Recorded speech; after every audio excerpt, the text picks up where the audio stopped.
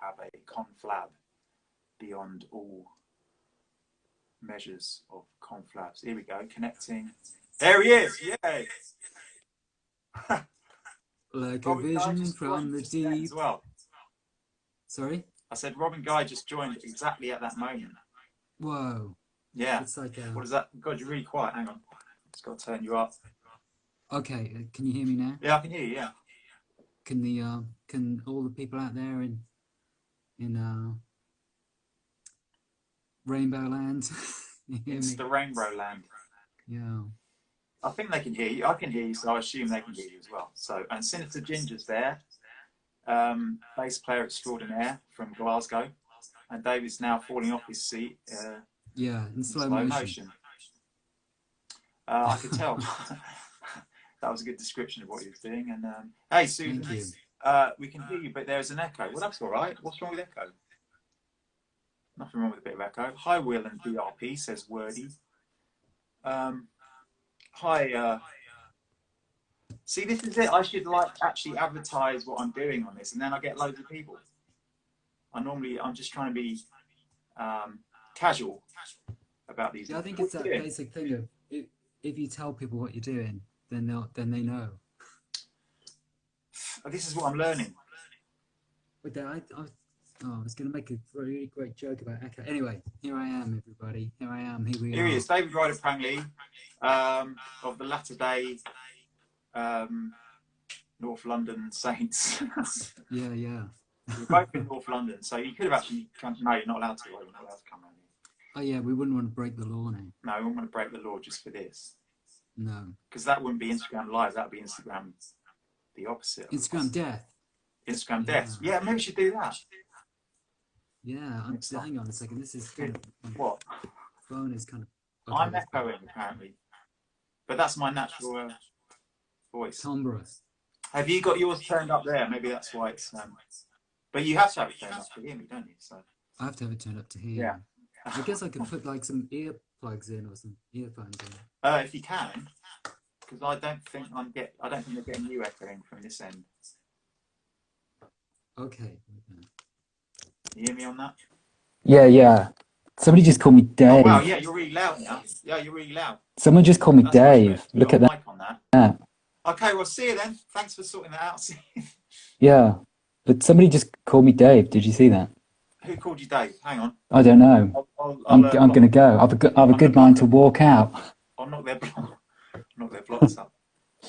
He is a popular guy, Sue, yeah. Will is echoing. I'm not echoing him. Who said Dave? Hang on, I can't see it. Who said it? They're probably hiding. Dave. Yeah, no, it's Susan. Susan said Dave. You can't call him Dave. Oh, hey. If you know any Rachel Stamp records at all, well, one, it does actually instruct you. It does actually give specific instructions. To not call him Dave. His name isn't. It's in fact David with 2 syllables. What's that? Oh, I've got my my invisible. Wow. Yeah, look at that. What are you drinking? Drinking espresso coffee. Of course. Yeah. So I don't know. Are we just going to talk crap then? I don't know. Is there any questions? Well, I mean, the reason I think it's good that Dave is on here is because he did just release a solo album. I did. Only a few months ago, a few scant months ago, and he actually has a second solo album coming up. So if you haven't heard the first solo album, where can you get it? It's available to listen to on, for example, Spotify and iTunes and Apple Music and all that kind of stuff. Yeah. And you can also buy it on. Hang on, I forgot one here. Give me a second. Give me a second. He's going to get the because he's got it on lovely vinyl as well. I've never actually seen it in person, but I've seen it on his Bandcamp and stuff. You can buy it off his Bandcamp. You can buy it off his online facilities. I'm sure. Yeah, buy it on Bandcamp. Someone else said that.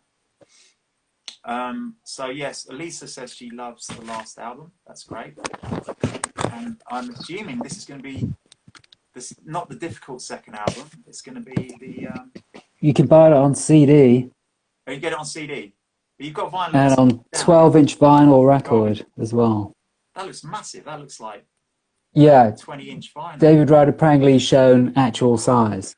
Yeah, not actual size. That's what it is. So you can buy both those on my Bandcamp page. Right. Oh, tell us how we met each other. Oh, how we met each other. Okay. Well, should I tell? It might be this interesting thing where I'd like to see if we recount this stuff exactly the same as each other, or whether we have totally different recollections. Like not listen when you're saying, because then it'd be like Mr. and Mrs. Yeah. Put your fingers in your ears. No, I won't. You say what you want to say, and I'll say exactly how I remember it, or whatever. Okay, so basically, like every time I can't remember something, I ask David because he's more likely to remember it than me anyway. So it's probably better if we just talk. Yeah, I do. As far as I'm aware, I have a really good memory. So how I remember it is that I moved to London from Dinas Powys in South Wales to seek in fame and fortune, and in that order. In that order, and I had sort of hooked up with a publishing company called Anxious Music that was run by Dave Stewart of Eurythmics. And they were kind of helping me kind of get stuff together. And I put out an advert in the Melody Maker looking for, I think the advert said something like musicians wanted into Jellyfish and Sonic Youth. You know, I like both of those bands, but they weren't necessarily my main influences. It was just that I wanted people who would come in and have an open mind and do their own thing, basically. Because at the time, everybody was just copying the Smashing Pumpkins and Nirvana and every band you'd seen a band 2 years previously and they sounded like Guns N' Roses or whatever, and the same band were now wearing plaid shirts and jeans and trying to sound like Smashing Pumpkins were the main one that people were trying to sound like. And so I guess I just wanted, especially in Wales as well, and places like that where it's a bit out of the way. What are you trying to say? Well, no, but it is true because it's like there's less. I don't know, especially at that time, no internet or anything. It's kind of you're going to go along those grunge routes. All the people that probably went along the 80s rock route would suddenly start going along the grunge route. And I guess Smashing Pumpkins were at the sort of centre of all that, weren't they, really? Yeah, definitely. I think they were the most sort of kind of exciting. But I mean, Nirvana were obviously exciting, but Smashing Pumpkins, they had more of a sort of, like a discernible image, I guess, which...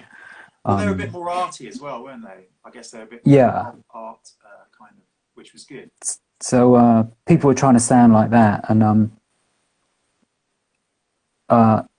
so here's a funny aside. So when I recorded the song Hey Michael, You're Really Fantastic, I'd written the lyrics already, and then people started saying, oh, are you trying to sound like Smashing Pumpkins because it's got the line what's a boy to do in it. Yeah, I thought you were trying to sound like... Yeah, and basically what that was, I was copying Ola Moore by Dollar, stroke Erasure. Yeah, I didn't even know Erasure had done it. I thought it was a Dollar song, and I was like, oh yeah, I'm going to put that Dollar lyric in this song. Yeah. So, and then when I heard Smashing Pumpkins, I was like, oh right, okay, yeah. And then I read an interview with Billy Corgan, and he basically was going, yeah, my favourite bands are Black Sabbath and Cheap Trick, and I was like, okay, well, mine too. So that's where the similarity is. That's what you find a lot of the time, though, isn't it? You don't realise, especially like when you're growing up, and you haven't had all the history of bands. You haven't discovered the whole history of music yet, or whatever, as you have now when you're older. Yeah. And you think, oh, hang on, that sounds like that, but they couldn't have been into that because that's around the same time. They wouldn't have done the same as them. But then, you see some interview from 2 years ago and they're like, oh, we were into this, and you're like, oh, okay, so they did, it's just really obvious. And it's not... Yeah, it's a fascinating thing. And influences are, I guess.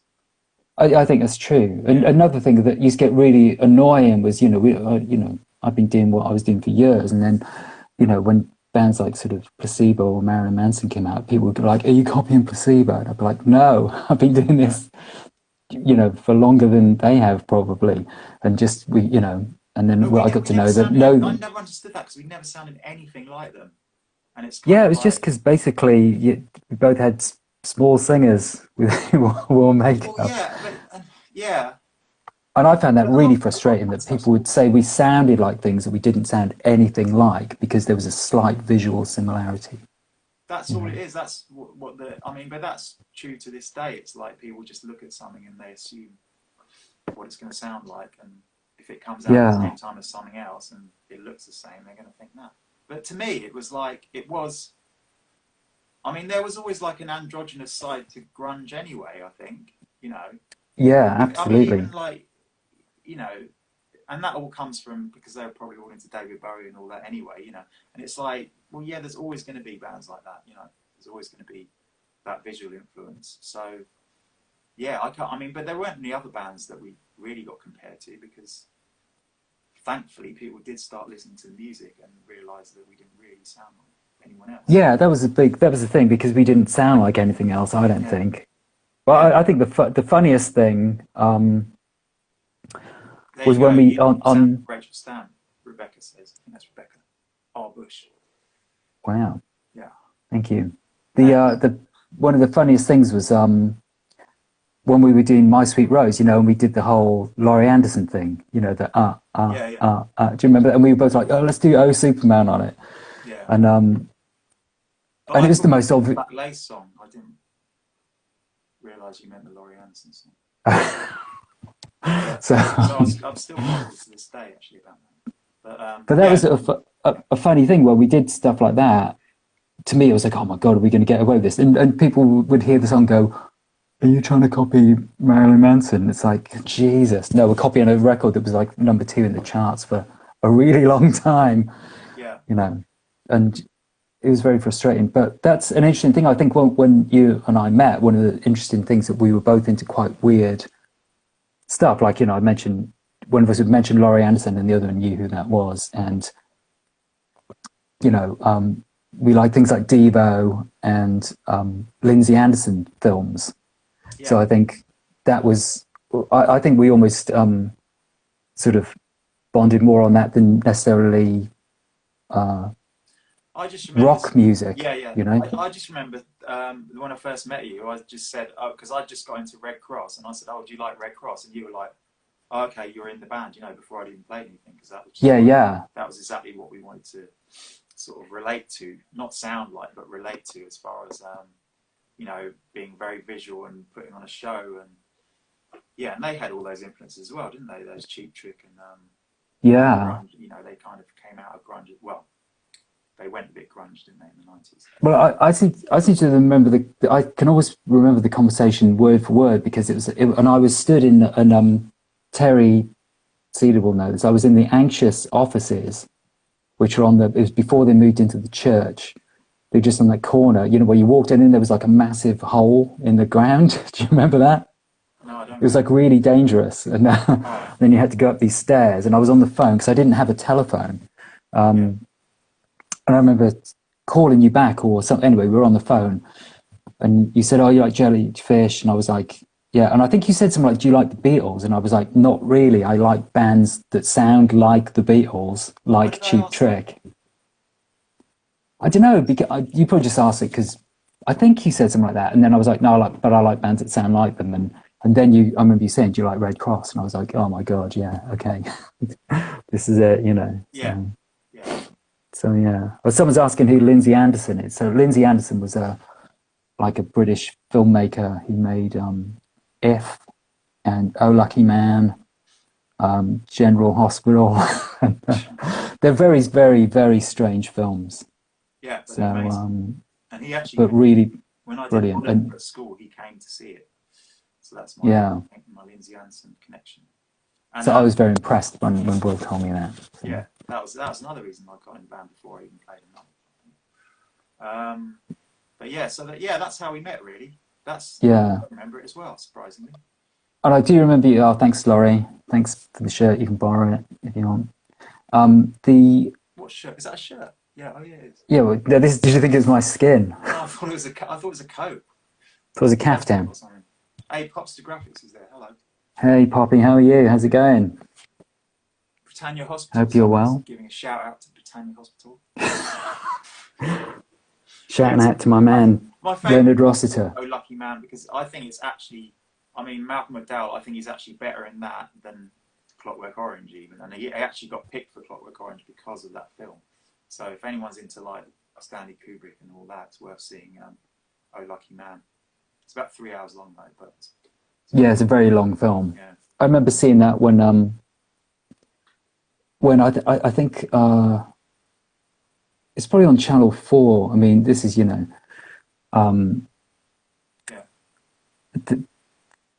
I saw loads of these crazy films because Channel 4, I was pretty sure it was on Channel 4, or it might have been on when ITV went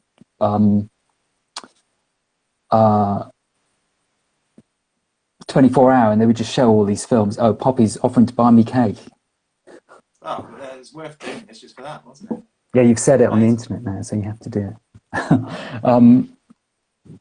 They showed all these crazy films that I ended up watching because there was nothing else on, and I ended up seeing, you know, all these Ken Russell movies and Lindsay Anderson, which was, you know, I think there was always that element in Rachel Stamp's music. It was there was something a bit strange going on. Not as strange as Ken Russell films, I don't think. I don't think anything's as strange. No, not as strange as Ken Russell, but, you know. Maybe in our heads we were, but... Yeah. I mean, we didn't want to do any videos like copying the Devils or anything like that. You know? That would have been good. Maybe we should have. Nude mud wrestling or whatever it is. Yeah. Great soundtrack. Yes, Oh Lucky Man. If you're talking about Oh Lucky Man, it is an amazing soundtrack. Alan Price. Is that Alan Price? Yeah, he did the soundtrack. He's in it as well, isn't he? Oh yeah, isn't he? Is he in the?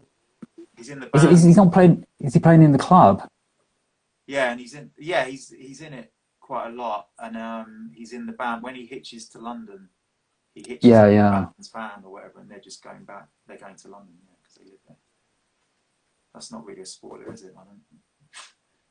Right. Oh, Rachel, who's that? Rush photo. Rachel Stamp will always be special to me. Everything about it. Oh. Thank you, Becky. That's very nice of you to That's say. Really nice. Oh, that's Becky. Yeah. Tim Idle's there. Sabinera 61. Hey. Sabineri 61. Again, I've put my gaffer tape over the so I can't see who people are, but maybe that's a good thing. Like I said last week. Oh, someone's asking some questions. It's all Terry, man. Terry's doing his own interview here, which is good. Did you guys ever meet David Bowie, or did he know about Rachel Stamp?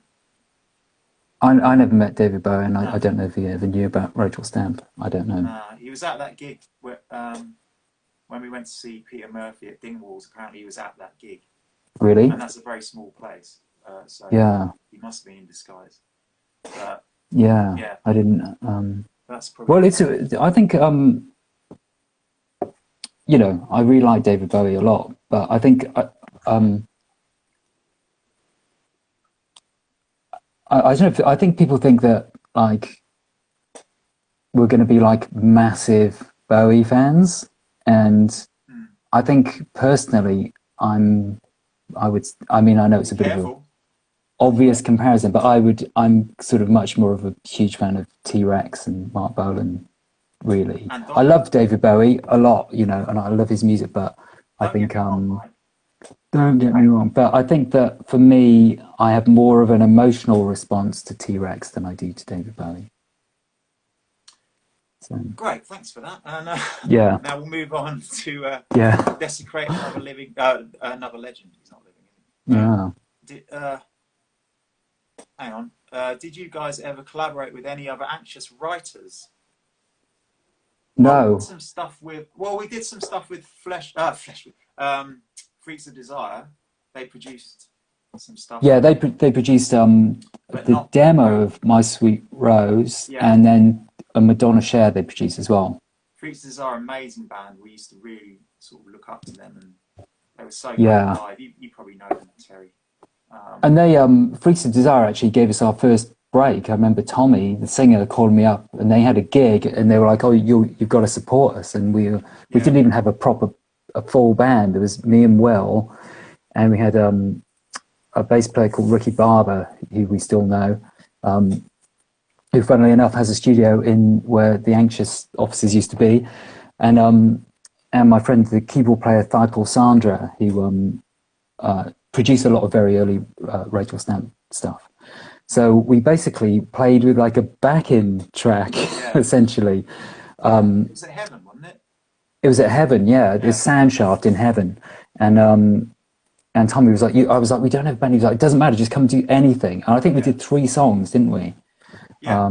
I played live over it. Yeah, Will played live over it. I sang along with the recordings, and then Thipal Sandra and Ricky kind of, kind of mimed, and it was just something to get it going, and it was really good because it was just like, okay, we've done the first thing now, so this is, they were Freaks were really encouraging and really helpful to us. So. Yeah, but I don't think I can't remember dealing. We never wrote any songs with anyone, really. So no. I mean, Dave Stewart came to see us, didn't he? I remember that. Yeah, he was at that show with Siobhan. That was the same gig that I first met Adam, because he came to the garage. So I was like, "Oh, hi, Dave," and then someone told me Adam was there. I was like, "Okay, let's go meet Adam." And Mark, I don't remember that. Yeah, it was at the same gig at the garage. Yeah. The audience was just basically 80s pop stars, that I'd always wanted to meet. And, Someone's asking, is it true you got signed after only about 8 gigs? I think it was actually less than that. It was like 6. So, so we did, I'm trying to remember what they were. So we did the Sand Shaft at Heaven, then we did like a gig in some weird pub with a drum machine and Cliff playing bass. Yeah, and he spat on someone, didn't he? Yeah, he spat on someone. Cliff was went on to be the drummer in the band when we were signed to WEA, and I've known Cliff for years, and he's a fantastic drummer. And but the only reason we put him further back was because he didn't have the trajectory to spit on anyone from behind the kit. Yeah. But he was a good drummer as well. So, and then we did weirdly enough the Dublin Castle, where Cliff, we turned up and there was a band. We were supporting a band called Monorail, maybe. And they said, you can use our drum kit if you want. So Cliff jumped on the drums. I played bass, and you played guitar. I was never meant to be the bass player. That was at the Dublin. And it was like, jeez. Sorry? Dublin Castle. That was. Yeah. So then that was another gig, and then we did the next one after that, I think, was the old Monarch, which was downstairs where the Falcon Monarch used to be. Yeah. And that was with John Lee from Feeder on drums, and Thipal Sandra on keyboards, me playing bass, you playing guitar, and we got signed after that gig. So I think it was 4 gigs. I think we did the Mean Fiddler around then, but we might have already been offered the deal by then, I think. Yeah, I think you're right. Fiddler in Harleston, that is. Because basically, if anyone doesn't know the history of Rachel Stamp, we're talking about mid-90s. This is like 25 years ago we're talking about. Yeah. So, but yeah, you can probably get that from talking about Smashing Pumpkins and all that. Somebody's asking something about something written on the back of my bass. We were at the Valentine's gig last year. We noticed Susie Q was written on the back of your bass. Did it belong to her? No, it didn't belong to Susie Quattro, as far as I know. But actually, it's just over there. I'll go and grab it. Give me a second. I thought it said status quo on it. I thought he was just talking about status quo. He's a legend. We got signed with Feeder. Yes, John Lee was playing drums with us at the time. He was still in Feeder. He was helping us out, basically, because we didn't have a drum. So here it is, and it's got this written on the back. Is that backwards? Is my camera backwards? Yeah, it will be. But okay, it's got Susie Q written on the back. And this is the so this is the bass that got stolen, and I recognise it because the headstock of it had a massive gouge out the front, and I got it fixed up. And weirdly enough, in crazy coincidence, the guy that fixed the front of the guitars used to fix Susie Quattro's guitars. So here you go. Crazy coincidence. I wrote Susie Q on it because Susie Quattro used to play one of these, which is a BC Rich Eagle bass, and I love Susie Quattro. She's basically the first person I wanted to be. So I got one of the basses and wrote Suzuki on it. And it sounds like that. John, I was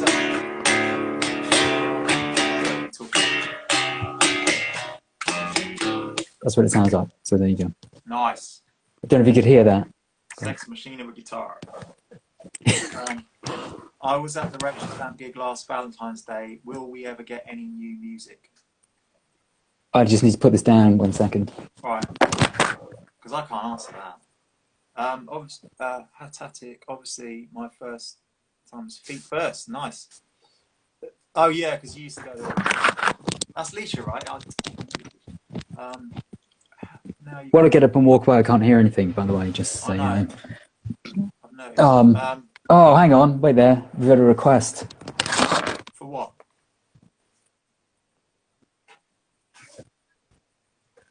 Big bottom. Oh, I think we're going to get some big bottom now. I'm wrecking things. Wait there.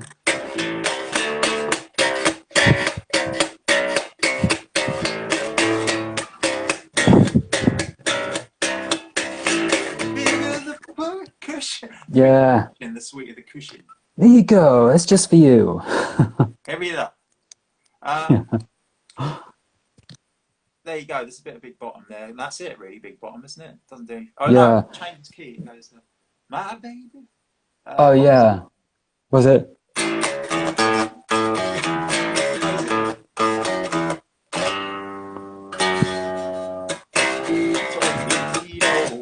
Yeah. Yeah. So if you're ever in if you're ever in a sound check situation, you got Derek Smalls there. Yeah. Oh yeah, Derek Smalls played one of these guitars as well. Of course. So if you're ever in a sound check situation and you've got like some grumpy crew members around, yeah, and they're like, because they do that a lot. Crew members are often very grumpy, and sound people are often very grumpy. That's not true. It's totally true. And if you play that, then they like you. It's like, oh, you're all right. Exactly. Yeah, whatevs. Unless they're one of the very few that took offence to that film. Yeah, they might be. Do you still like your de-armament guitars? Yeah, I've Whoa. mine. What happened to yours, David? Well, weirdly enough, I've just got it back from de-armament. Because Will arranged this amazing thing where did I arrange it? Thanks for remembering. You did arrange it, yeah. Yeah, it's all down to me. And I've still got it. Oh, hey, Lamia the kitty has joined. Nice. So yeah. I've still got it, and weirdly enough, I just got it back the other day because I loaned it to Will. Yeah. So and I just got it back. So yeah, but to be honest, since I got this one back, I don't really play. I've still got my Thunderbird bass as well, but I don't really play anything because I just love this one so much. So. Please play My Sweet Rose. I mean, you can't. What, on bass? What? Is this like turned into a bass demonstration? Is that what's happening? It's. I can play it if you want. I don't. Can you actually hear it though? Yeah, I can hear it.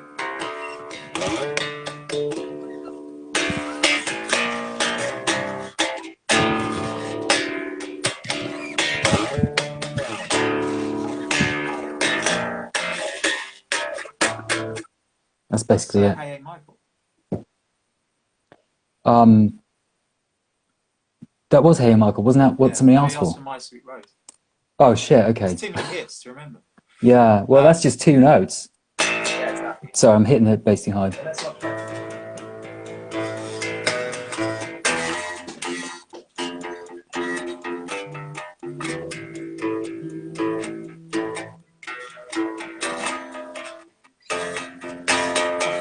Be out of sync. You stop playing it and then.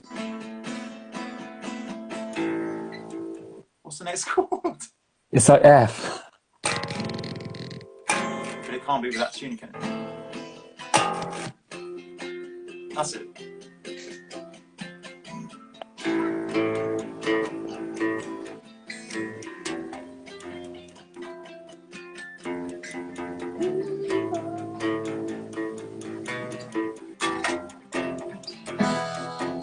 Oh yeah. Yeah. We haven't played that for a year. We played a gig, it's nearly a year ago now. That was the last time we played that, basically. Yes. That's pretty good going. Yeah, yeah. Yeah, I haven't played those two notes since that succession for at least a year. It'd be sacrilege to play them on anything else. Are there any tracks in the archives that we have never heard from early Stamp days that you'd like to revisit? Or No. Do you not go back to old stuff ever? I think we put everything out, didn't we? We did most of it. There's a song called Yeah. There's Please Nurse Lewis, which is great. Which is kind of a like a rip-off of Enter Sandman, isn't it, basically? Yeah. Yeah. I'm sure there's some more as well, but I can't remember. And they're probably on like crappy little cassettes that have been. Yeah, or on DATs or whatever. But there wasn't. We used to basically generally we would only pursue songs if we thought they were kind of good. So that was kind of it, really. And then one thing I think that this is an interesting thing. I don't know whether you remember this, but because we pretty much made an album before we'd done many gigs, so the album was really. This is the album that we recorded for Warner Brothers. It never properly came out, and it was very, very diverse. So it'd be like Hey Hey Michael was on there, and then I Like Girls is on there, and True Love, Metallic Peach has been mentioned. And it was almost like, it didn't really sound like, and it almost sounded like a career retrospective of a band that had done all this crazy stuff. It wasn't really one sound running through the album. And I think when we started playing live, it was a bit like, oh man, it's kind of difficult to do this stuff. And then the stuff that went down better was the kind of more just rocking out stuff, especially if you're in a club, you know, just kind of rocking out is much better. And I think when Robin joined the band as well, Robin was a bit more like, well, you know, what are you doing? Let's just play all the rock stuff. And that's kind of what went down really well, you know. So that's what we pursued at that point. Like, because the first album we did it for Warner Brothers, and it's almost like it should have been on an independent or something, you know. It should have just come out because it was more experimental, really. It was less of a rock album, but then when we started playing live more, obviously it just naturally became more like a rock band. Yeah, more just like. I'm just reiterating what you said. Yeah. So did somebody ask about John Lee back there? Sorry? Yeah. Did somebody? Yeah. I've already. So what was that? What was that question? On the other side of the room. Oh, did you? Okay. But you can add to it if you want. What did you say? I said, yeah, John Lee played drums with us. He was still in Feeder at the time, but he kind of helped us out just as we were getting signed. Yeah. Because he play on some of the recordings as well. Or not? Some of the early demos. No, he didn't play. He does sing on Nausea, though. He does sing on Nausea, so, yeah, he sings on Nausea. That's it. But he didn't play, no. But he helped us out. He was like a friend from Wales. And there's a quite funny story where I don't think that Feeder necessarily knew that he was coming to play with us. And do you remember we did the garage once? Well, it was with like. Say that, but you know. But it's fine, you know. It's like with we did a gig with like Three Colors Red and some other band. Anyway, so John had been in the studio with Feeder around the corner, and he said something like, "I'm just going to go out. I need to go to the shops or something." And he turned up at our gig like 5 minutes before we went on, walked on, used whatever drum kit was set up. Yeah. He did the gig, and then he just went back to the studio. Ah. And it wasn't like it was like a pub gig or something. It was like a Kerrang kind of. Yeah, it was like a big deal gig. So like he just turned up. You know, but that's the way it was in those days, kids. Yeah, I mean, it really was. It was just kind of like you just do whatever you have to do to get where you need to go. So, but that was great. That made the gigs even more exciting. I think things like that, you know, things like John turning up and slamming it. Sweet Shop has some great songs on there. Yeah. Thank you. Isn't Rachel Stamp planning to record any new album? Or not even like a Rachel Stamp album, any new album? Hi, Nina. Matty James, hello. Thanks for those emojis, Nina. Who else? So what was that thing? Oh, Is Rachel Stamp hang on. planning to... About the time you supported Korn. Oh, you take it away, man. Well, weirdly enough, I was looking through some... Hang on, let me just put my guitar down. Wait there. Well, I'll start, shall I? We turned up, we did a sound check, we went on, we got bottled, we went home.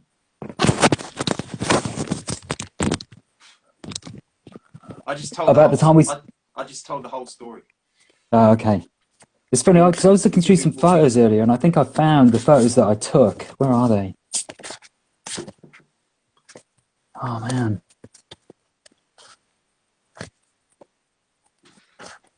I can't find them, but I found the actual photos that I took of the audience that night earlier. And they're all done. So basically, we were... should I tell the story, or should we... Yeah. So, we had an agent called Dave Chumley who worked at Primary Talent, and we were signed to them as our booking agent. And we got a call going, there's this new band from America called Korn, and they're coming over, and you're going to be the opening act, or you're going to be the main support band. We were like, yeah, cool, great, okay. Yeah.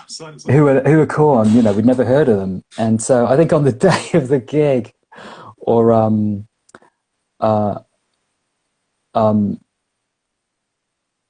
Claire's saying that they had some old photos. Yes, I think I have some of those. So thank you. So what happened? How did we find out? Okay, sorry. So, and I think you called me up like the day before and just went, they've got a song called Faggot. And it was like, oh geez, okay. Yeah. So we turned up at the gig. I think they forgot to sing it. Yeah. And they did what this is a bit of a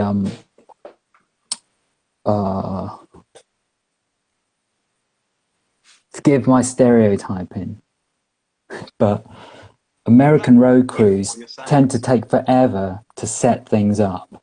So I remember the sound check, and basically it seems to take forever to get more than 2 members of Korn on the stage at the same time to sound check. They were just taking absolutely forever. We were like, oh my God. So anyway, we set up after them, and I remember I had like hot pants on and like pink hair in bunches, and I was playing that bass as well, I just showed you. And I remember sort of at that point thinking, this might not go very well. You know, and weirdly enough, like Cornwall had like dressing rooms upstairs, and the Astoria was very much like an old type of theatre, so it had quite small dressing rooms.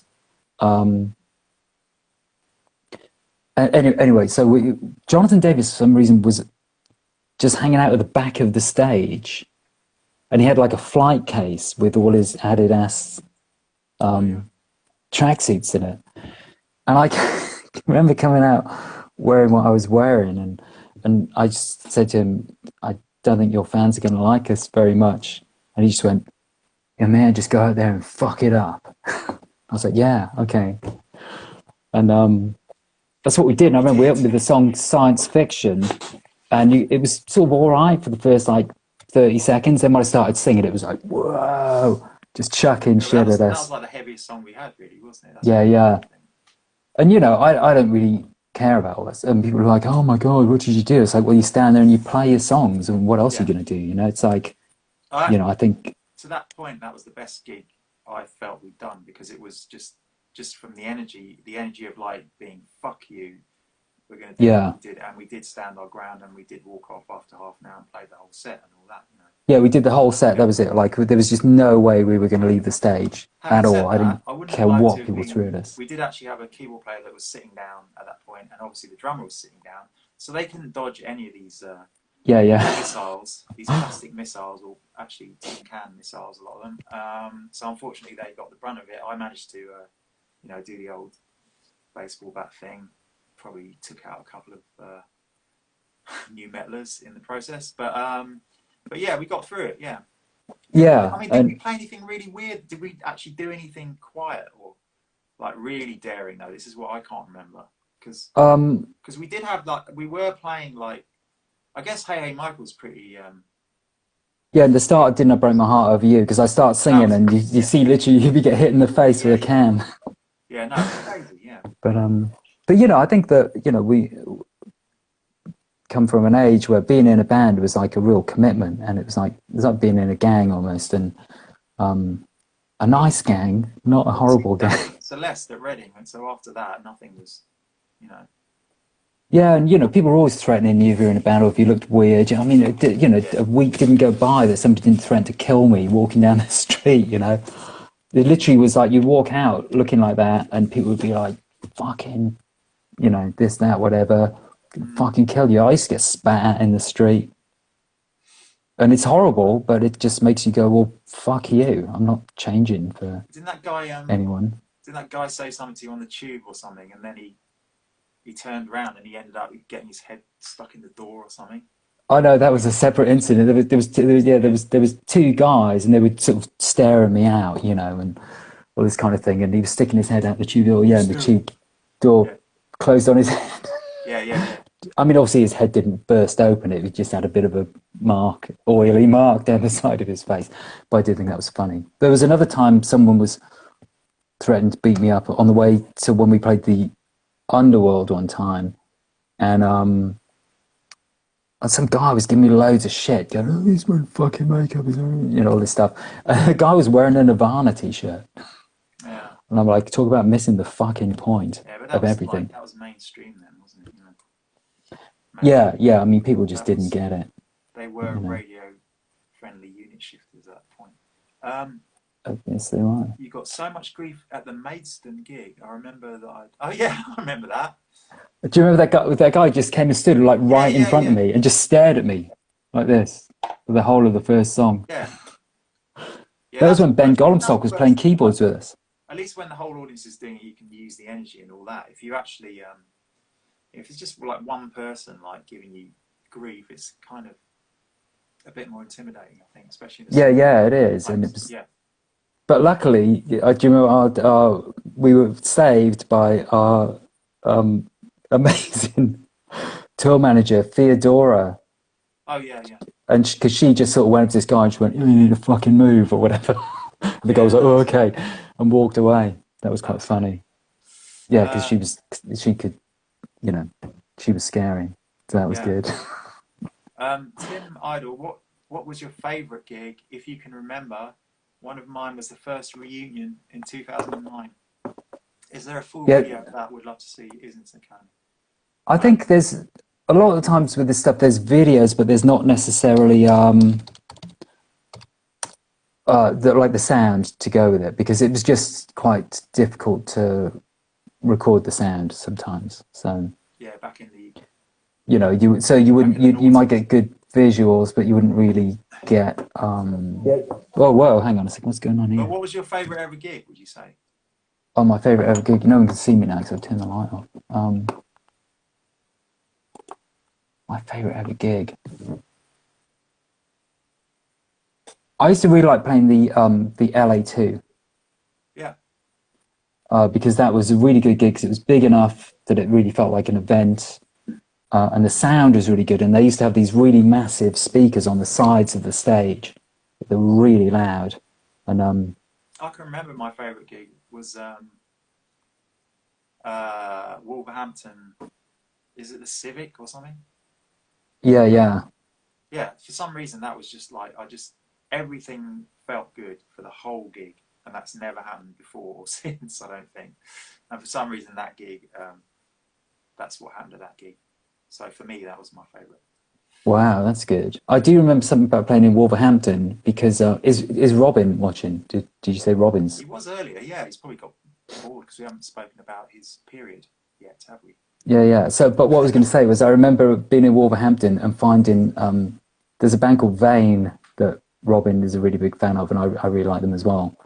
Yeah. And they released a relatively obscure EP, which we found in a record shop in Wolverhampton. So that's what I remember Well, about it. that pushed it over the edge. Even it was the best gig for me, and you found that. So Yeah. Oh, Robin's in the bath. But Robin, do you remember the that Vane CD? I can't remember whether you were there or whether I got it for him. I can't remember. Robin's in the bath, he says. Yeah, Robin's always in the bath. He's always in the bath. That was my favourite gig, when Robin had a bath in the sink in Leicester, Charlotte. Yeah, I remember that. I think we'd only just come off stage and he was already in the sink. Literally a sink. Yeah. With a loofah, like he was an old man in a Tom and Jerry video, cartoon or something. Yeah. I've forgotten about that. But thanks for mentioning you're in the bath, Robin. And it's good to hygiene on a Saturday night is being kept to optimum.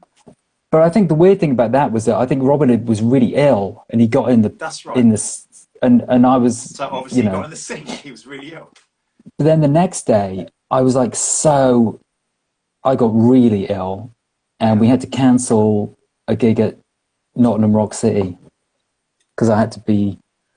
Because we were playing the Astoria on that tour, and it was kind of I basically couldn't move, and it was the only gig we've ever cancelled, I think, because I was just so ill. Right.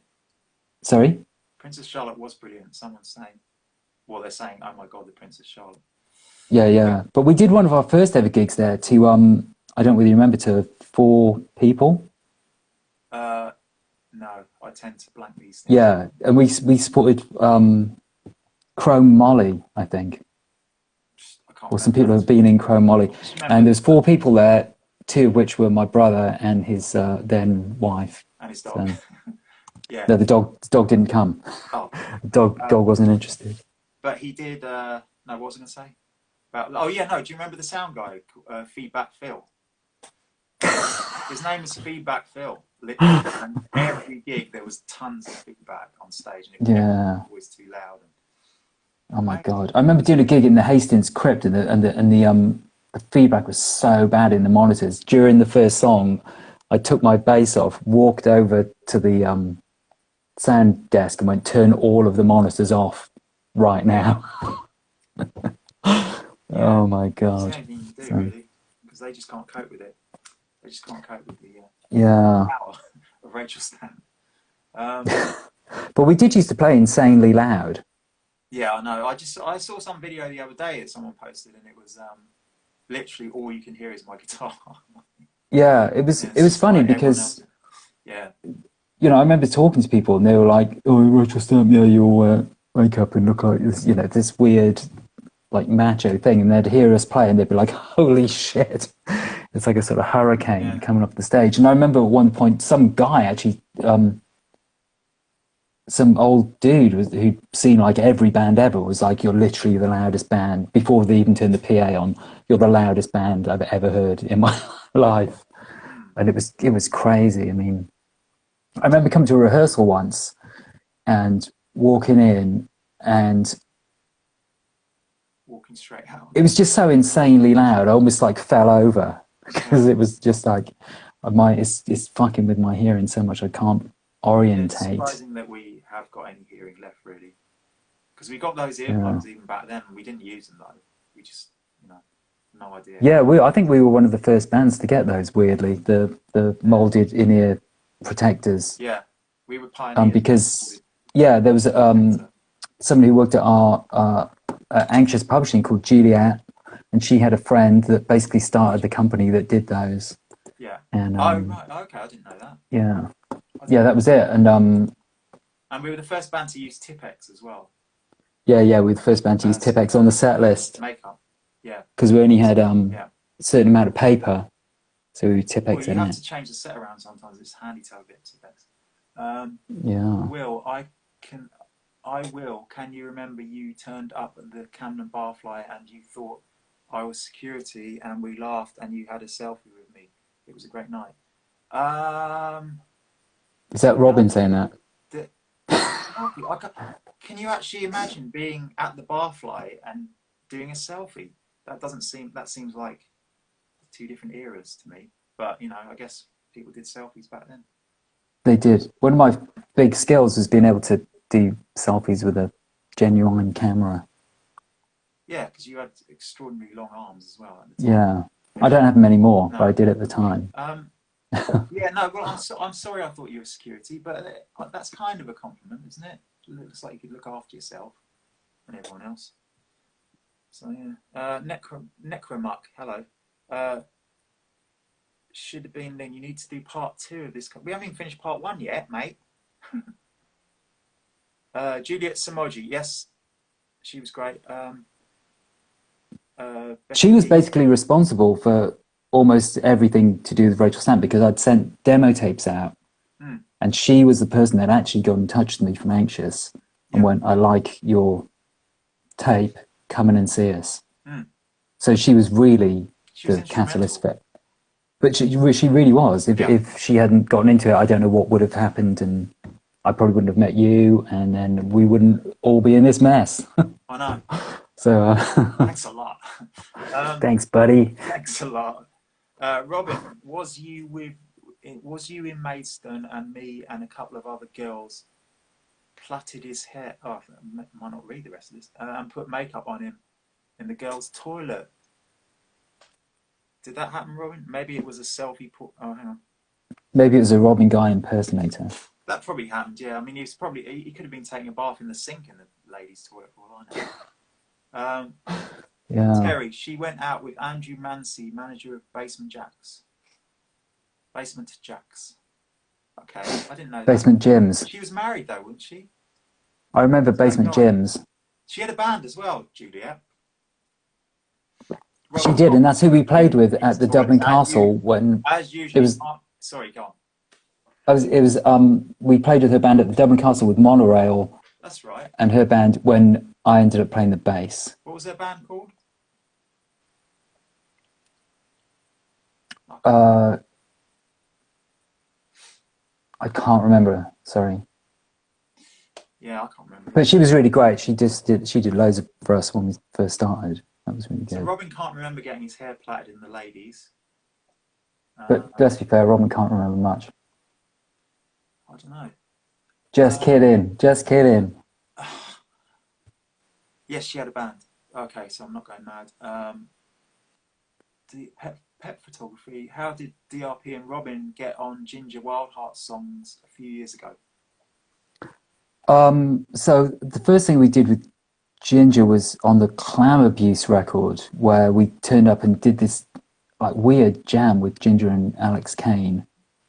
I think basically we were recording in a studio called Blackwing, and they were recording there as well. And don't look for it, it's not there anymore. I'm not sure exactly, because I've sort of actually ended up on a couple of Ginger records. Like I'd sing on the Silver Ginger 5 album, and I sang on the Gas project as well. And I sing on that song Message to Jerry on the Climb Abuse record. And yeah, me and Robin ended up playing, I can't remember how, I played bass. It was just like this sort of insane jam that we did. But do you remember when we met Ginger for the first time? I remember meeting him at Blackwing because we were recording at the same time, yeah. But we met him at a Sex Pistols gig where Wild Hearts were playing. And he came up to us and he said, "Oh, you guys are in Rachel Stamp. I really like your song Nausea." Oh, okay, and I remember that. Yeah, and that was pretty exciting because we just started. So, it does mean a lot when people who you think are good come up and say they like what you do.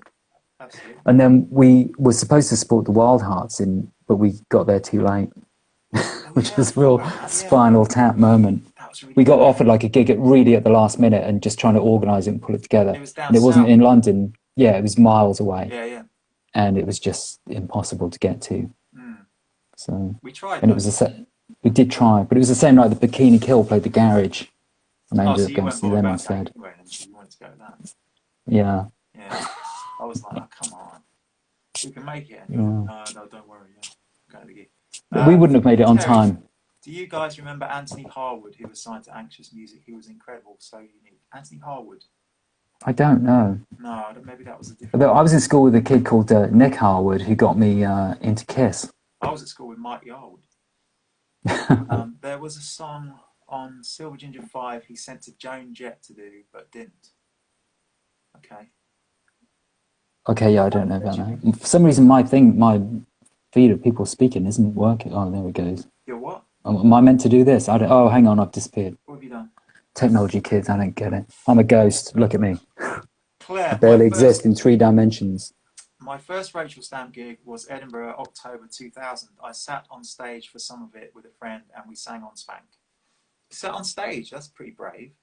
What was that venue called in Edinburgh? It was like under that bridge, wasn't it? The venue. Was it called the venue? The venue was like up that hill, kind of near Arthur's Seat.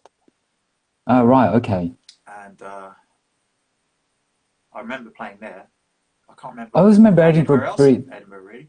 being really weird because we were playing Glasgow and it would be packed out, and then we played in Edinburgh and there'd be like 5 people there. Well, not 5 people, but there'd be not very many people there. I think the venue was good because it was like a club night anyway. The gigs were good, but there was always you know. Glasgow was just amazing, wasn't it? It was just. Somebody's saying that we never played Peterborough, but you're wrong. We did play in Peterborough. We played a festival there, didn't we? No, we played a club there as well. The Isle of Lucy. The Isle of Lucy festival. It was more of a jazz jazz festival. Yeah. And we did play a club in Peterborough. Yes, we did play in Peterborough. We played with Diso Fluid in Peterborough. We did, yeah. And because do you remember we had we had a guitar tech on that night that I had to stop getting into a fight. Who had a guitar? Oh, yeah. That guy Dick. He's from Swansea. Right.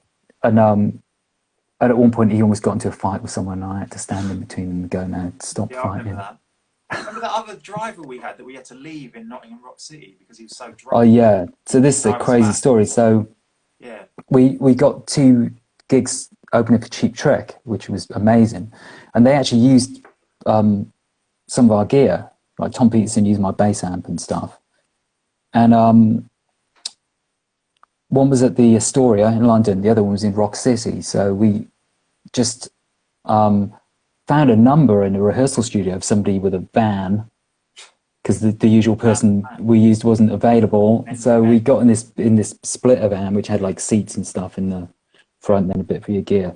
And this guy seemed like perfectly nice and whatever. And I do remember because my good friend... completely wasted, yeah. Yeah, so my friend Chris Newball came and he was teching with us, basically because I just said to him, with Sport and Cheap Trick, you've got to come to see Cheap Trick, and he loves Cheap Trick. So he came along, and then at one point, the promoter who went, "Is this guy with you?" And I was like, "Yeah." And this driver was it was about 5 o'clock in the afternoon, he was drunk out of his mind, being really, really rude to everybody and just swearing at it. And we were like, what the hell? He even walked into Cheap Trick's dressing room and was like, "Hey," or something, Yeah, it was really, really weird. And I was like, well, he is with us, but we've never met him before in our lives. And, and basically he just, I don't know what happened. In the end, basically, we had to get back to London. So we just said to him, look, you're drunk, you can't drive. Yeah. So give us the keys to your van. Yeah. And Chris Newball drove us back to London. I know, it's crazy. That doesn't happen anymore. I keep saying that it doesn't happen anymore, but I'm sure it does. Yeah, the things seemed a bit more... You had to just do whatever it took to do what you had to do. Money Carlos broke Robin's drum kit. I forgot about that. Did that happen? Did he? Apparently that happened, yeah. Oh, well, I'm just seeing questions now. This is why I'm touching the screen. Oh, Laurie Black has asked... That was the best. Is it what? Still there? It's a toilet, but it was the best. Which one? Tunbridge Wells Sweaty Ceiling. Oh my god, yeah, that place is insane. You go on, your guitar would be like wetter than the end of the gig, at the start of the gig. Yeah. I remember when at the beginning. I think it was the first tour when Shahina had joined. Yeah. And she had this like rubber dress, and she was going to wear it at Tunbridge Wells, and I went, "Don't wear that because you'll die." That was when yeah. And she was kind of. I remember her being a bit like, "Are you telling me what to wear?" And I was like, "No, but if you wear that, you'll die." And we went on stage because I remember I read a story about the Sex Pistols where Sid Vicious wore a rubber T-shirt and basically collapsed because he was so hot.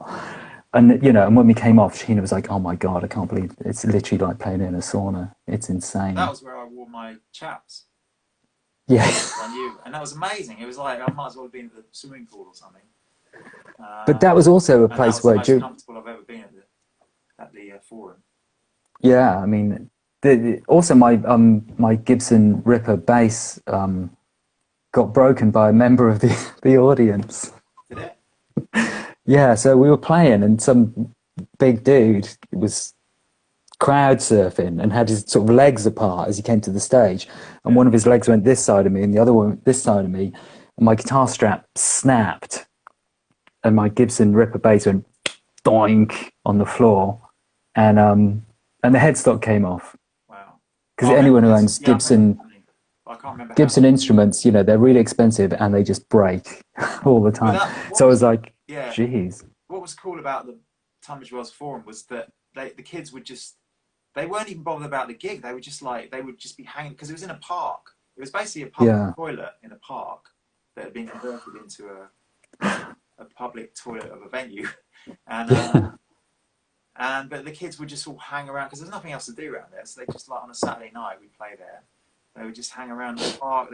Everyone would be sitting everywhere. It was like a mini festival or something. You know, it's amazing. Yeah. It was really great that. And Mark David, who ran that venue, is really involved in you know, keeping all the kind of small venues going. Yeah. And he campaigns, you know, and you know, meets with government officials to keep sort of grassroots levels, grassroots venues still going. And he was always really great to us, and he always booked us every time we were touring, and he was really cool. Yeah. So, do you know the story about the petrified squirrel? Oh yeah, but I hear that story about loads of other venues. I get, like, people tell that story, and I just think it's one of these sort of. I've seen the petrified squirrel with my own eyes. World, you know. Oh, you saw it? I saw it with my own eyes. Yeah, because basically, so the story goes that when we played there with Fluffy. Did they turn up though? They didn't even turn up, did they? Yeah, they did. Oh. They were late. Yeah, probably. But a squirrel ran under the stage and died somehow. And basically, years later, they were clearing the stage and they pulled out this thing, and it was a petrified squirrel that they then kept in the office. And when I did my first solo gig, I did a solo gig in Tunbridge Wells after Rachel Stamp had stopped gigging, and I went in the office and they were like, check this out, this happened with the night Fluffy played, and I was like, Rachel Stamp with the support band at night. So that's weird. Yeah, is that a good story? Is that just like amazing? Yeah, dead people squirrel. Coming, man. Oh god, Becky says, oh god, they had a fetish night there once. Lots of, oh bloody hell, that would have been very hot. Yeah. Temperature wise, I'm sure. Oh god, they had she said the same thing. Robin wrote, I love Becky on my armour. Bloody hell, was that in the ladies as well? He wrote. Yeah, Robin Guy can't keep him out of the ladies' toilet. Yeah. But that's a good thing about being in Rachel Stamp, really, wasn't it? Yeah. So where are we? I mean, I thought we were going to do like chronological kind of thing, but it's kind of going all over the place. But I think we. So Laurie Black earlier asked about how we decided to have keyboards in the group, and basically, that was because I love Prince, and I wanted that sort of element of synthesizers, and so before I moved to London, I recorded some of the songs as demos in a studio with my friend Thibault Sandra, who people might know. He played with Spiritualized, and he was in Coil. He actually had a studio in his flat back then, which was quite a rare thing. He played with Julian Cope as well. So he had like a 16-track studio, and I would go there and with my other friend Martin Shellard, who'd been the guitarist in my previous band, and they basically helped me do some demos. And Thibault Sandra was really into synthesizers and had loads of keyboards, and I just wanted to have that element because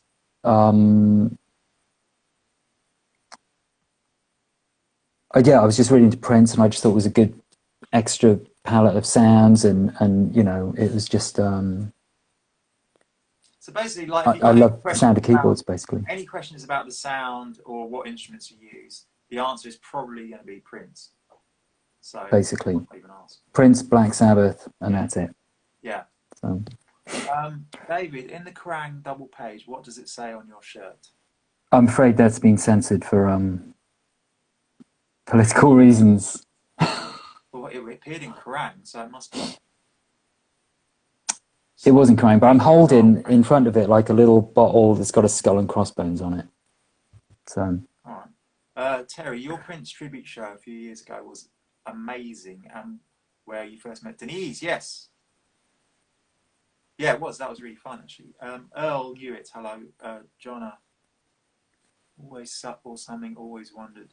Did it say always suck?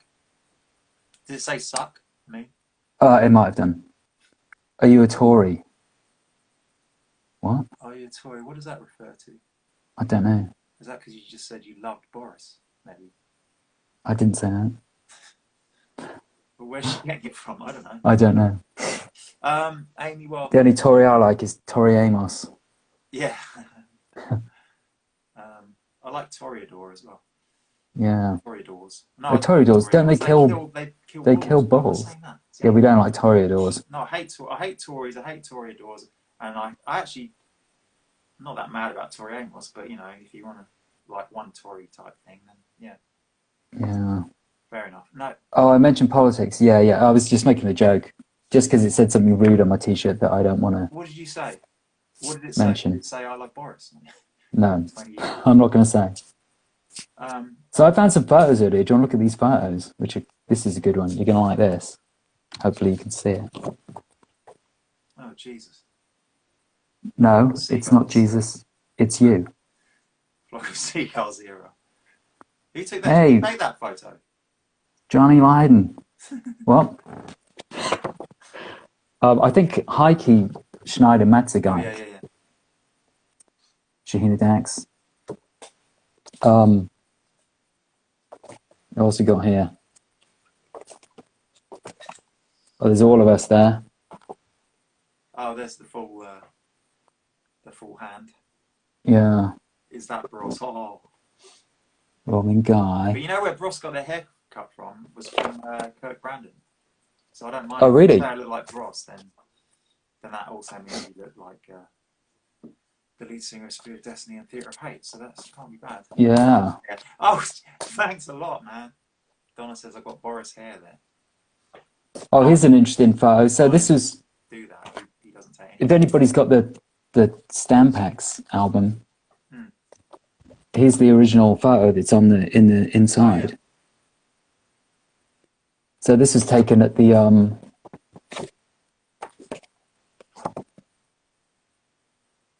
dressing room of the LA2. That was taken, I think. Rachel Stam at the Underworld and David at Nambuka are looking likely to be my last gigs ever. Really? What's happening, man? That's a very glass is half empty attitude, I think.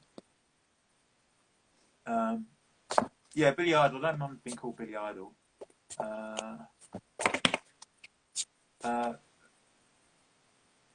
Wow, great photos. Love the photos.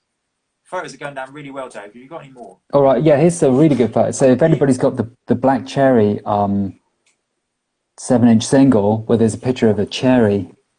That's the cherry. This is it. So we took loads of them. There's like a ton of them. Look, there's all this stuff. Oh, yeah. And that was backstage at the Oxford Zodiac. Right.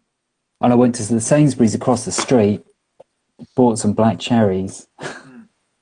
And we were sort of biting them, sticking them on a plate and photographing them over and over.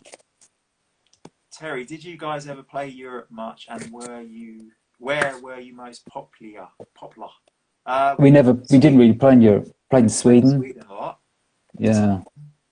Because we had a very good friend called Alf Olofsson who used to get us out there, and he used to put our records out in Sweden, and we played a few festivals, and we played in Ängelholm, which is where the song "Witches of Ängelholm" was inspired, I believe. unless that was a massive coincidence. That's true. Yeah, we played Sweden. We didn't play anywhere else in Europe, really, did we? Oh, we played that place near Sweden. What, Finland? No, we didn't play in Finland. We played in Denmark. Yeah, we did, didn't we? We played in Did it? Denmark. Oh, Christiania. Yeah. Yeah, it was someone fucking tried to shoot me. Oh, here we go. Yeah.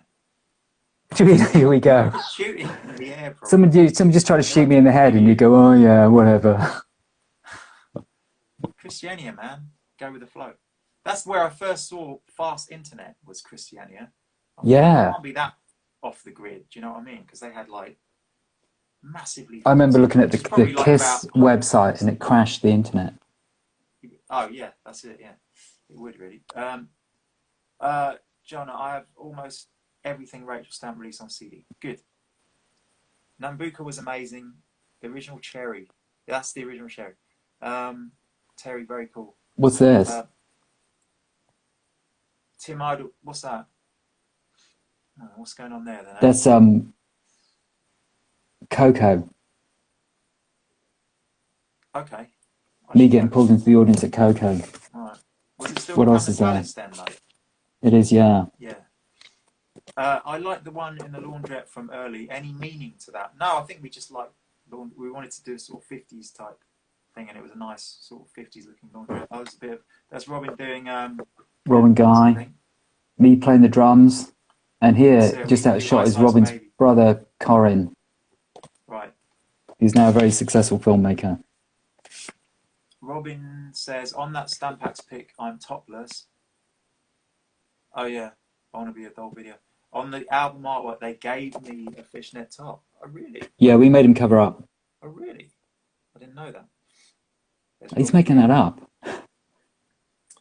Yeah, we drew it on. We drew a top on him. There's a good one.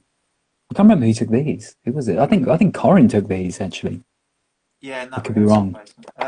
You had a following in Finland. Oh really? I went there loads because my ex lived there, and glam is a big deal there. Oh, I didn't know. We should have played there then. Okay, does Robin remember this one?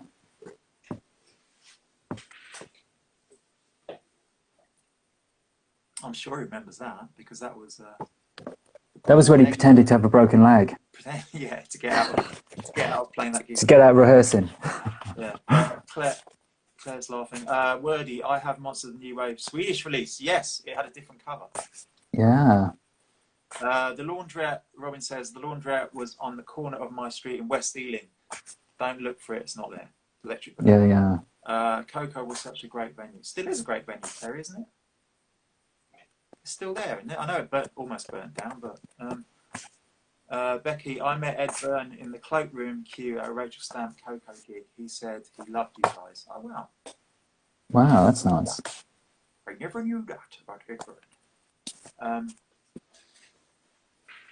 Yeah, so any more anecdotes? Any more photos? Yeah. What? Trips down memory lane. Terry says it closed. What, Coco? It's closed for good? Surely not. Surely they'll just rebrand it, Lynn. Yeah, I found another one here. This is me and Robin. That's you. This is very blurry. This is kind of what life looked like back then, a lot of the time. Coco is gone. What, literally gone? The building is gone. Yeah, they took it back. I find this very hard to believe.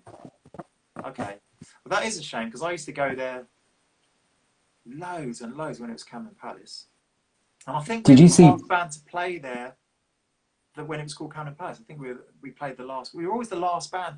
We were talking about Blackwing earlier, which is an amazing video where basically loads of my heroes like Depeche Mode and Fag Gadget all recorded their early stuff in Blackwing and Yazoo and all that. And we were the last band to ever. It closed down after we. So I don't know what that means about us. And then Camden Palace changed its name. And we thought it was gone then. You know. Yeah. But it used to be the Music Machine, didn't it? Palace, it was originally the Music Machine, Terry. Yeah. You know the true history of Mornington Crescent. And isn't there a film called Music Machine that's basically like the British Saturday Night Fever? Oh, really? Yeah. Wow. Has he got your mate from Wales in it? Yeah, we don't talk about that. No, okay. It was Camden Palace when you met Ed, yeah. but it was the Music Machine originally. It might be called something else before that. Yeah. So yeah, that's. I think we've talked about every venue we've ever played in, and you showed all your photos. Well, they're not all my photos. They're just some of the photos. I mean, have you got some does more? anybody want to ask any? Excuse me, I'm sort of burping, which isn't very. Was that gone as well? I mean, I live like half a mile from this place, and I didn't even know. Ridiculous. So a couple of people have asked about the handcuff incident, which I'm not going to go into here because. Robin wants to know about handcuff. Was that the first show? Yeah, Robin knows about the handcuffs. He doesn't have to be told. He doesn't have to be reminded. The thing is, whenever I do an interview about anything and someone says, what's the craziest thing that's happened on stage? I always just talk about your handcuff experience, really, because it trumps everything, doesn't it, really? It is possibly the best. To use the word trump. Rock and roll anecdote. Yeah. So what happened with these handcuffs, Mr. Ryder Prangley? Well, and where was basically, it? The Underworld? We were playing at the Underworld, and it was Robin's first gig of this, I believe. Why am I thinking it was the Borderline? Because he's saying it's his first gig, and I'm like, oh, it must be the Underworld. But I thought the handcuffs thing happened at the Borderline. No, it happened at the... or did you, go to the Borderline with her afterwards? No. So, basically, somebody handcuffed themselves to me. Yeah. I found out later they were going to do it when we walked on the stage, but they didn't manage to get to me. And they handcuffed themselves to me without a key as we walked off stage. So... It's a good job they didn't handcuff your leg to the mic stand or something. Yeah, that would have been frustrating. And that was that gig was Robin's first gig because Mike Rowe, who originally played keyboards, and Cliff had left the band by then. So Thibault Sandra came back in as the keyboard player, and yeah. And then we played Tea in the Park right after that. The handcuff incident sounds traumatic. You tried to beat me up on stage in Tea in the Park. I didn't try to beat you up. I was just being friendly. All right. I think you got carried away with the whole handcuff thing, and you're getting inspired by that. Becky, you need to write a book and publish it like a scrapbook type thing with pictures. Talking of books, I found something the other day. Do you want to see something really crazy? I can't show you all of it, but I can show you some of it. So I found a book talking about unreleased stuff. So this is like, I don't know if you can see it. So this is a book. Backwards. It says fire on one side, and you turn it the other way, and it says perspicacity. And it's basically the book that I was getting together for the unreleased next Rachel Stamp album. Right. So it's got the lyrics to Creeps in it. Right. Another one called 1999 Times. I don't even know what that is. And it's got like weird what else is in it? It's got like this in it, which was a advert for the Astoria that we played, or the Mean Fiddler, something else. But anyway, there's all this stuff. I would keep these books with all this stuff in it, and yeah. Oh, John wants to know about Heroin, the song. One of the best songs. That song. I think I wrote that like a really long time ago. I think I might have even still been like 17 or 18 when I originally kind of came up with that. And do you remember recording it? Yeah, I remember. In Rockfield. Yes, yeah. Because it's quite a tricky song to play. Can you still play it? No, I can't remember. No. Yeah, it's quite... Sorry? What key is it in? C sharp, minor. I'm still tuned to My Sweet Rose. Okay. So the first chord is like C sharp, minor. And then the bass note goes to A.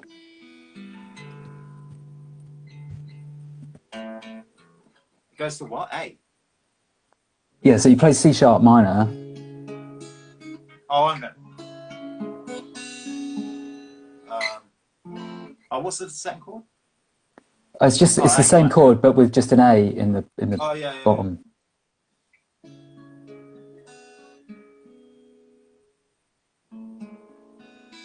That's it. Yeah. Bloody hell, I probably haven't played it since for 25 You haven't years. played it in 25 years. I played it tonight. And I played it with my fingers, yeah. That's the only thing I've ever recorded with my fingers on my right hand, I hasten to add, not my left. Yeah, so it was... So, is there anything else to say about that song? Yeah, I mean, it's pretty tricky to play, I think. It's what? It's pretty tricky to play because it's so exposed, and it's... To play consistently for the whole thing was quite tough going. So. That's very true. Heroin is your favourite track. Oh, someone else is saying it's their favourite Rachel Stamp song. Wow. Stealing Clothes is one of your... And that's actually the only Rachel Stamp song as well. Huh? That was the only Rachel Stamp song that's got a co-write with someone not in the band on it. What is? Heroin. Is it? Yeah, because my friend Martin Shellard came up with it. Let me just get my guitar a second. Yeah. Denise, hello. I love and play DRP's song when I need motivation. That's nice. Kathy, hello. Stealing Clothes. But you know the bit that goes, what is it? That's really fucking hard. How's it go? Yeah. My guitar's out of tune, anyway.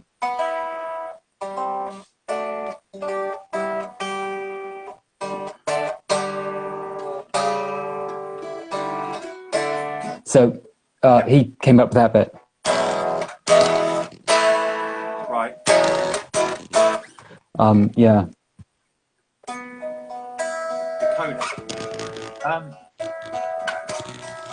See you again last February at the Underworld. Came back from Germany. Nice. Yeah. Oh, Lance is here now. He never makes an appearance on these, so I should really make it. Sorry about this, David, but I'm being upstaged by Lance, which is how it should be. Hey? I said I'm being upstaged by Lance. Look at that boy. Yeah. That's all I was. No, don't go on the next one. Okay.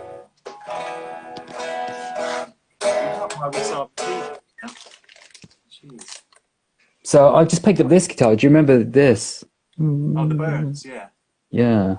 Do you remember buying this? Remember the story of this one? Yeah. In Cambridge, we got that. Yeah. In it was like a cash converter or something, wasn't it? Or, it was like a weird antique shop, I think. Right. Yeah. They obviously didn't know how valuable it was. I don't think because it was pretty. How much? Well, I think it was 600 quid. Oh, they obviously did know how valuable it was then. If it was 600 quid. I thought. Yeah. And it was the first time we'd ever seen one in real life, apart from the one that I used to own, the prototype one that got nicked. Yeah. And then Captain Sensible tried to buy it. That's right. He was at the gig, wasn't he? Yeah. Yeah. So he had gone into the shop seconds after we'd gone out to get the money. Yeah. We got back there before him, and he turned up at the venue, and much to his chagrin, I think he'd actually travelled there to get it as well. I think it was Had he? bad. Yeah, I think so, because he didn't live in Cambridge. I thought he did. Well, he does. Well, I don't know. I think he lives near Brighton now, but yeah. And I saw him a couple of years ago at that Isle of Lucy festival or whatever it was. Yeah. Isle of Wight or whatever. And I told him about that, and he was still pissed off. Really?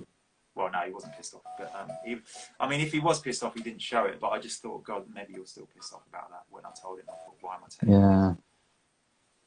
Hang on, I've just got that. All right. Wow. So yeah, and but that's a brilliant. And if anyone has seen Mark Bolan playing one, then they'll know how cool it is. And Age of Chance, of course. Age of Chance, who I was talking about on this very thing last week because Jack Grisham did a cover of Bowie's song. I can't remember what it's called now. It's on Young Americans, and Age of Chance completely ripped off a bit of this song and used it as a chorus. So I was talking about them last week. So it's weird that you mentioned them, but they did have Burns guitars, yeah. Yeah, Did he I remember that. I love you too. That's the correct response. Yeah. So what have I missed here? Have I missed any other questions? Because no one's asking any more questions now. And we're just sort of fanning about a bit, aren't we? Yeah, if somebody wants to ask some more questions, that would be good. That'd be good. Because there's still 45 people watching. I can't believe this. It must be vaguely engaging. Us talking bollocks. I think I've read everything, and I don't think there's any... Unless there's any more questions in the question section, of course. Hang on. Oh, it's loads. Hang on. I think I've read all these. Rachel Stamp virtual acoustic gig in the future. Yeah, that's a good idea. We can David, will you play some Prince? Oh.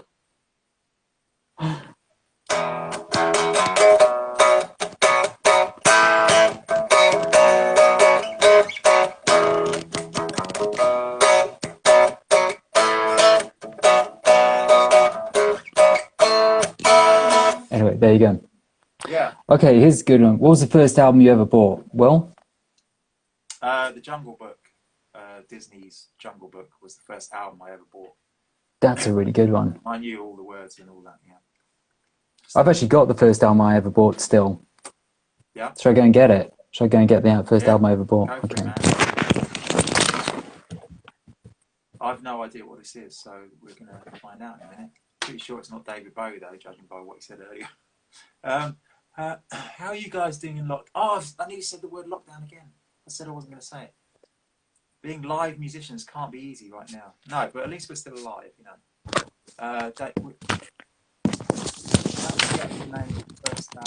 What was the actual name of the first album going to be? It was going to be called Fight the Forces of Evil. It was going to be called Rachel Stamp, Fight the Forces of Evil. I think it was just Fight the Force of Evil. Oh, Fight the Force of Evil, okay. Yeah. My bad. Did you have a real cover ready? We were trying to get the rights to this amazing pop art Wonder Woman painting that we saw.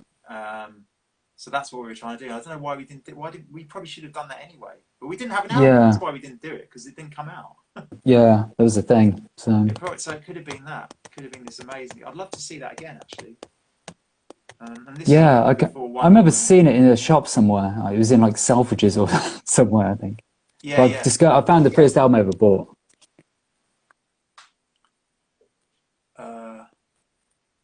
I wonder why we hadn't mentioned that four-letter word yet. Kiss. The K word.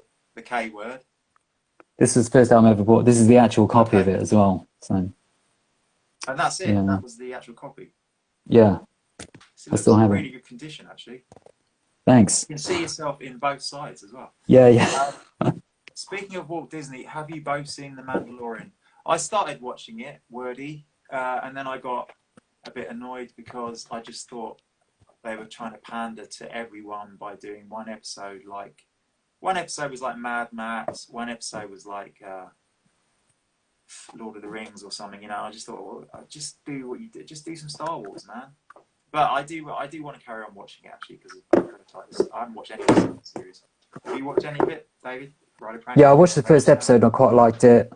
Yeah. When I was a kid, I really liked Star Wars. I watched the second episode of it. Yeah, I thought it was quite good, but I think that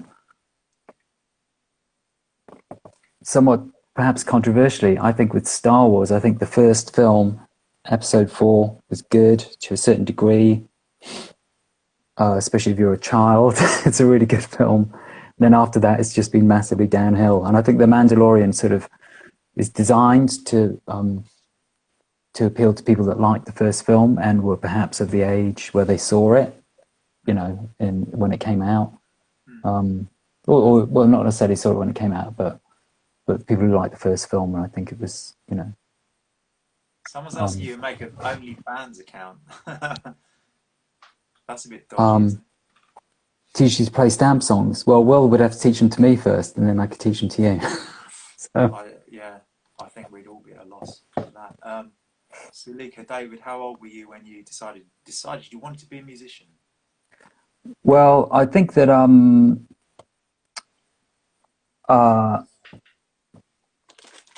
I saw Susie Quattro on TV when I was like about 3 or something, and I decided that I wanted to be her.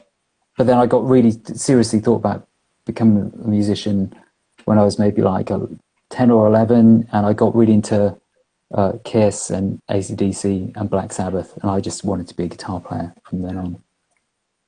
And Yourself? then playing the bass. Then playing the fucking bass. Um, But the bass is a Know guitar. about It's a the bass porn guitar. shoot you did for Club International. Oh yeah. So I didn't have anything to do with that, so I can't answer. oh, you were lucky. So basically, No, I was clever. yeah. Well, essentially, we got a phone call from. We had a great press officer called Nita, who is mentioned in the Wild Heart song "Nita Nitro," and she called me up one day and went, "I wish I could do her voice because she's had this really deadpan sort of voice," and she'd be like, "David, you're going to be interviewed by Club International Men's Magazine," and I was like, "What?"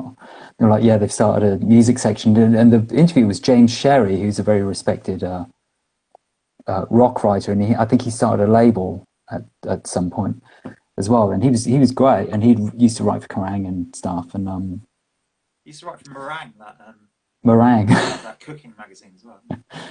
so and I was like, I'm not sure whether I want to do this. I'm not sure this is kind of what we're about, sort of thing. But it was just a bit like, okay, we'll do it. And then you thought about it for 2 seconds.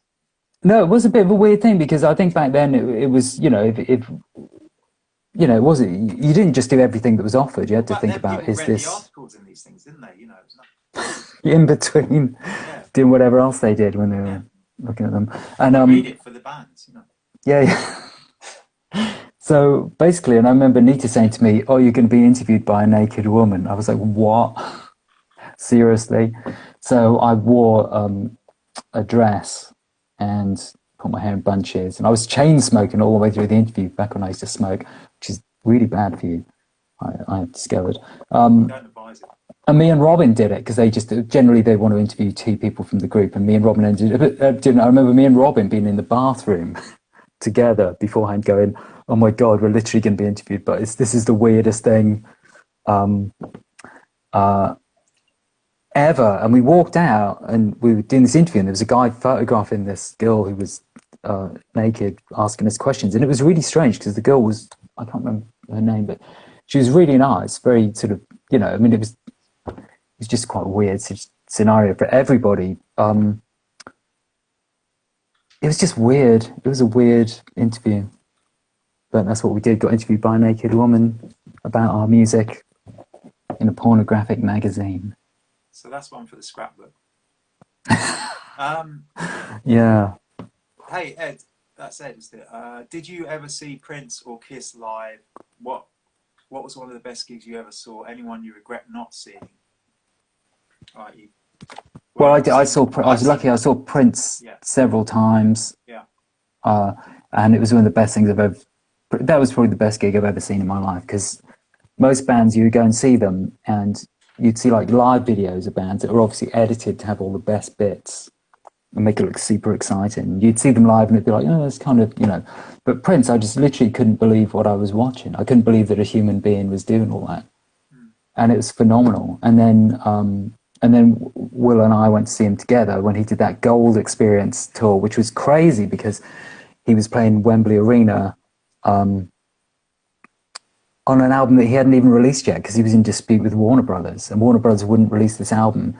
And he was just like, I'm just going to go on tour anyway, and played a whole album of songs nobody had ever heard in an arena, which isn't ideal, I've got to say.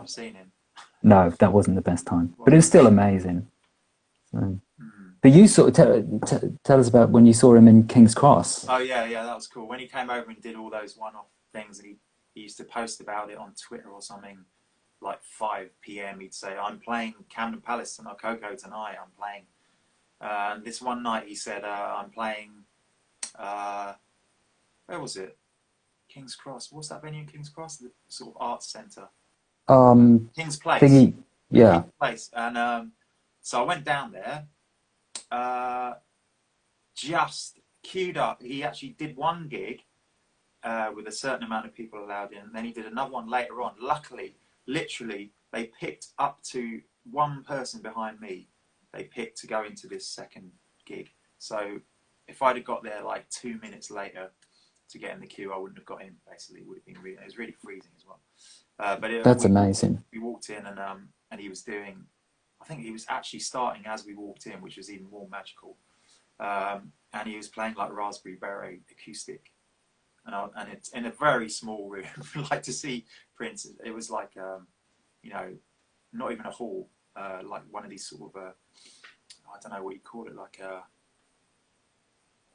I don't know, yeah, sort of art centre type room.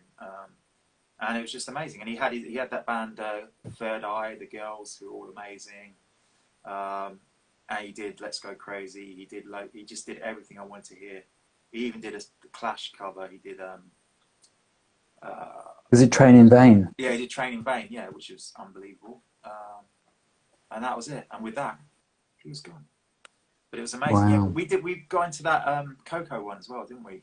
Yeah, we saw like the last song of that one. Yeah. So that was so amazing when he did. I think Laurie Black is saying that she could have seen Prince, but she went home. Yeah, that was a mistake. Mary Craig, hello. Kathy, I think both of you guys are great. Love your music, David, and you guys have a good evening. Oh, okay, bye then. Thank you. Thanks, Kathy.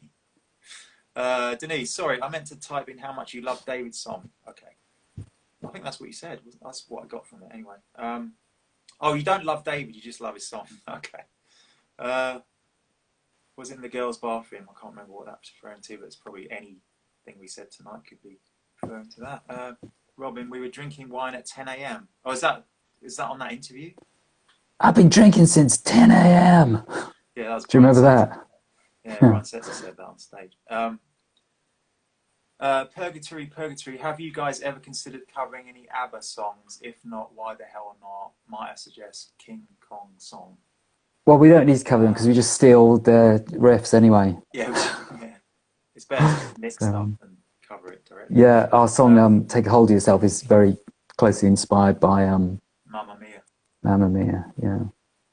No, I never thought of doing it, but basically because I heard Red Cross doing Dancing Queen, and I just thought that was the best ABBA song anyone's ever done ever, and can't even be contemplated about bettering. So yeah, Suzanne, he jumped around a lot. Yeah, Prince. Sulika, he was one of a kind. Yeah, there will never be another one. Yeah. Laurie, oh damn, I missed. Oh, you missed it. Yeah. Oh, that's really annoying. But we saw him again after that, didn't we? In was that after Sainsbury's in LA? Yes, we did. Yeah. And the Forum, which was amazing. That was like $25 yeah, that was incredible. to get in, and I went twice because he was playing all week basically. So that was amazing, and there was like free barbecue there, and it's just Chaka Khan supported him. It's just insane. Yeah, that was crazy. I think the night I went, Sheila E was supporting. That's right, and she was playing with us as well. That's another one of the best gigs I've ever seen with Sheila E at the Jazz Cafe. That was just mind blowing. Yeah, that was really good. Even better than another person I thought. Trout. Sorry. Even better than Terry Trout. Yeah, it was. I saw That's for you, Terry. Actually, I saw Terence Trent D'Arby on his Symphony or Down tour in Bristol Colston Hall, and that was amazing. And then I saw him again many years later when he became Sananda Maitreya, and that wasn't as good. He had a different band, and his band weren't as good. Oh, Will, is it true you stole a riff from Bad News? Yes, sort of. I stole I don't know. I was inspired by Bad News. I won't say which song I nicked from, and I won't say which song I used it on. just in case the lawyers are watching. Yeah, but then someone else said that particular riff sounded like Mountain. Someone told me. I think it was Crispin said that. Crispin said that, yeah.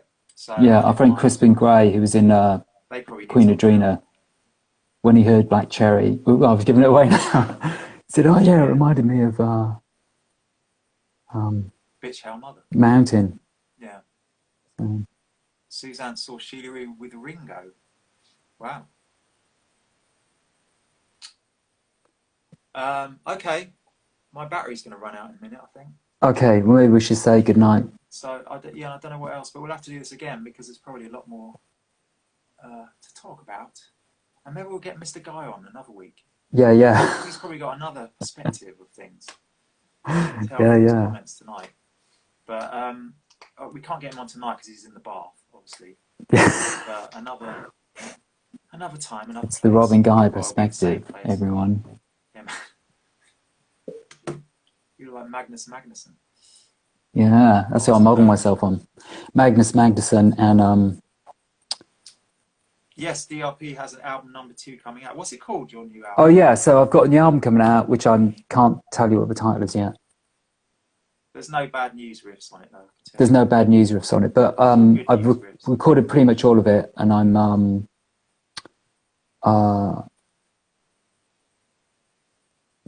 just here to mix this. Actually, I can play you one on my computer. Yeah. You can hear it over the speakers, but I probably shouldn't do this, should I? No. Because it'll just sound really crap over the week. Yeah, okay, bye then. Okay, I'll play it next time then. No, play it now. Hang on. Okay. Don't go. Well, everybody wait. Where is it? Oh, where is it? Oh, we're there. What's going on here?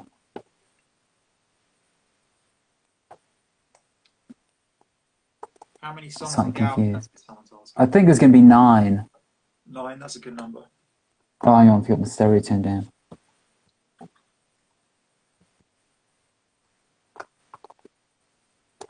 Why isn't this working? Can you hear this?